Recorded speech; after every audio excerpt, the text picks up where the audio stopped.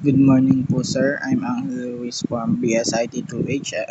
Dito po sa laboratory exercise number 3 is ang na-assign po sa akin is do while and for, and nag-declare po ako ng O and I na declared as integer variables na nagre-represent ng rows and columns. Sa outer loop po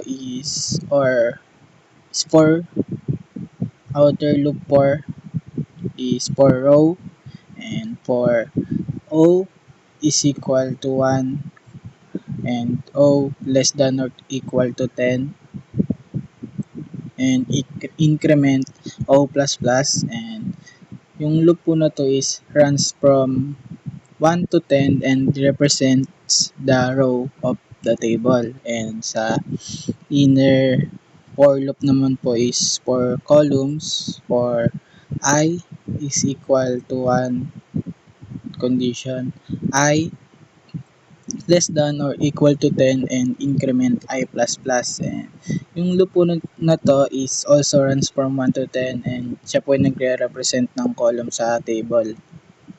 Para po makuha yung product ng O and I is kailangan nyo pong ipag-multiply yung O multiply by I, and is printed followed by tab to format the output properly. Then after the finishing the columns po, yung cout end line is a new line is printed to move to the next row.